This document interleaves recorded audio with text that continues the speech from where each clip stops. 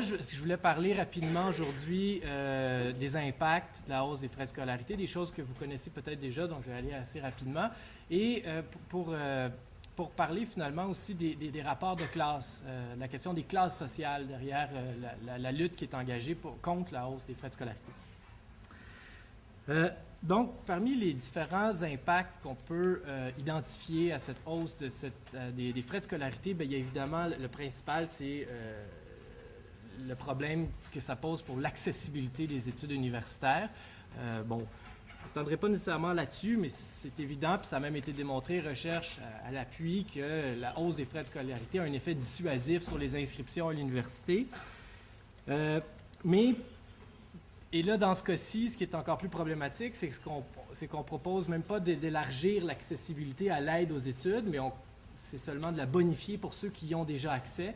Donc, ce que ça signifie, c'est que pour ceux qui vont vouloir entreprendre des études universitaires, bien, il y a deux choix. Soit s'endetter lourdement, qui a des conséquences pour tout l'avenir, et aussi des conséquences sur le type de choix qu'on va faire des programmes, parce qu'évidemment, il faut aussi penser à la rentabilité de ce choix-là, si après ça, il faut passer plusieurs années à rembourser nos études. Ou bien celui de travailler de longues heures. Ça, je pense qu'il y a différents. L'Institut l'IRIS a fait des études là-dessus. La FEUC, l'autre association étudiante, a fait des études sur le nombre d'heures à travailler qui vont être nécessaires pour payer les frais de scolarité.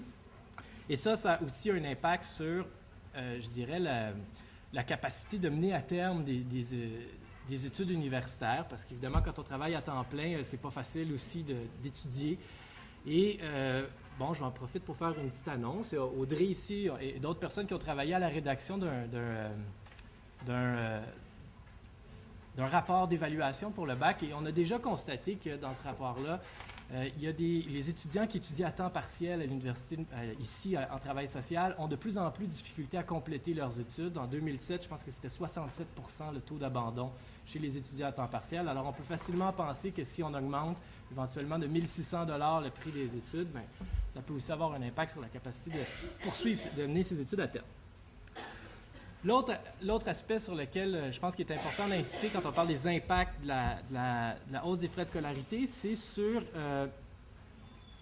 la possibilité que la hausse des frais de scolarité contribue à accélérer un phénomène qui est déjà en cours, mais qui a pour effet de changer progressivement la vocation des universités. Parce qu'on sait que ces transformations-là s'inscrivent dans un contexte plus général d'un virage vers une économie du savoir où on pense à faire de la connaissance un objet de commerce. Et dans ce contexte-là, les universités sont de plus en plus appelées à arrimer la formation qu'elles offrent aux besoins du marché. Et des pressions qui s'observent dans le domaine de la recherche. Les programmes de subvention sont de plus en plus axés sur les applications concrètes qu'on peut faire de la recherche, idéalement des applications qui peuvent être commercialisées. Mais aussi, je pense que la hausse des frais de scolarité va participer de ce phénomène-là d'une certaine manière, d'arrimer la formation universitaire aux besoins du marché, en créant ni plus ni moins un marché de l'éducation où on introduit des incitatifs pour la clientèle étudiante, parce que c'est comme ça qu'on va l'appeler et qu'on a commencé à l'appeler désormais, des incitatifs à faire des choix de carrière qui sont conséquents avec les possibilités de rendement sur leur investissement en bout de ligne.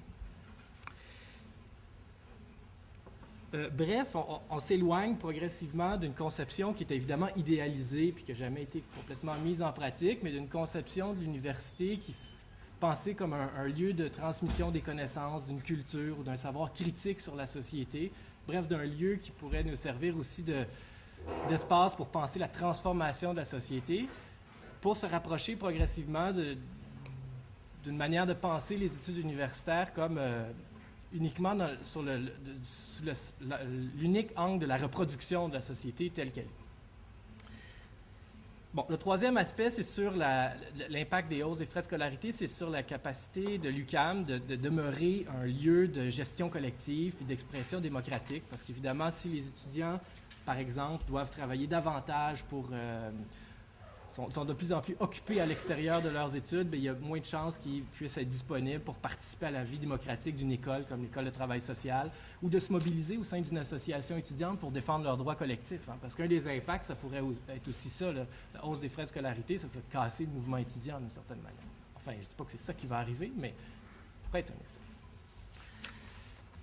Donc, les différents impacts que j'ai d'énumérer rapidement, à mon avis, ce sont différentes manières de dire, ou en fait, oui, de dire la même chose, qu'on est en train finalement d'individualiser le rapport à l'éducation, d'en faire une responsabilité qui relève seulement de choix individuels puis de la capacité de chacun de faire face à ses obligations. Et ça, c'est un argument qui revient souvent dans les journaux, par exemple, il faut faire sa juste part. Il n'y a pas de raison que la société paye pour des étudiants qui vont un jour faire beaucoup d'argent. Puis en bout de ligne, que d'étudier, c'est investir dans son avenir, puis qu'il faut aussi accepter qu'aujourd'hui, qu'on doit faire des sacrifices aujourd'hui pour récolter les fruits de ces sacrifices-là éventuellement.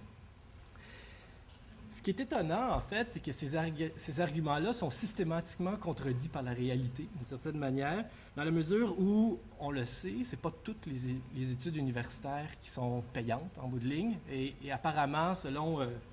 dans ce livre-là, c'est bien documenté, de moins en moins, les diplômes universitaires donnent accès de moins en moins à des revenus d'emploi payants. Et aussi que dans d'autres pays où les hausses des frais de scolarité ont été complètement déréglementées, ou les frais de scolarité ont été complètement déréglementés, l'accès à l'éducation aussi en a pris pour son rôle. Alors, on en vient à se demander pourquoi ce discours-là est aussi fort. Bien, moi, mon avis sur la chose, c'est que c'est un discours qui est parvenu à s'imposer surtout parce qu'il a été martelé depuis plusieurs années sur toutes les tribunes par une certaine élite économique, managériale, politique et financière, là, qui adhère essentiellement à un mythe qui est auto-justificatif, une idéologie d'une certaine manière, selon laquelle il n'existe pas de société, mais seulement des individus en concurrence les uns avec les autres. Et conformément à cette idée-là, ben, les représentants de cette élite qu'on entend sur beaucoup de tribunes estiment foncièrement s'être rendus dans la vie, être rendus où ils sont dans la vie seulement par leurs propres moyens, sans l'aide de la société. Et c'est pour ça qu'on ne devrait pas non plus envisager des programmes qui visent sur une aide publique aux individus, mais plutôt sur des modèles qui visent à inciter de manière économique les étudiants à se dépasser ou les individus à se dépasser. Mais ce n'est pas un discours qui tient tellement longtemps à l'analyse. Quand on regarde, par exemple, les parcours de ces membres-là, on sait très bien que la plupart de ces gens-là, même s'ils ont étudié dans des écoles privées, ces écoles privées-là sont largement financées, subventionnées à coups de fonds publics, que ces gens-là, finalement, disposent d'une fortune qu'ils ont accumulée grâce à des lois provinciales et fédérales qui, par exemple, protègent leurs revenus ou en fait mettent à l'écart là, une grosse partie de leurs revenus de l'impôt parce que c'est considéré comme des gains en capitaux. Mais bon. Et donc, finalement, c'est aussi la société qui leur donne les moyens de s'enrichir de cette manière-là.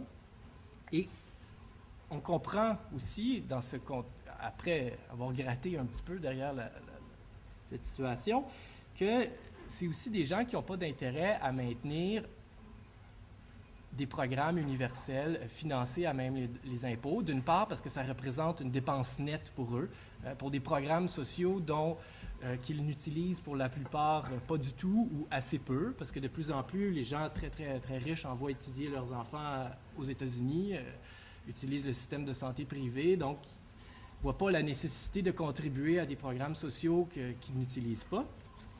D'autant plus que le mode... Oui, j'achève. D'autant plus que le mode de financement des programmes publics qui est envisagé, celui de l'utilisateur-payeur, ou dans le cas des hausses des frais de scolarité, c'est plus un utilisateur qui doit s'endetter pour payer. C'est pas juste une dépense en moins en impôts, mais c'est aussi une occasion d'investissement financier via les banques notamment et les institutions financières qui vont voir à fournir les prêts ou à endetter les étudiants davantage.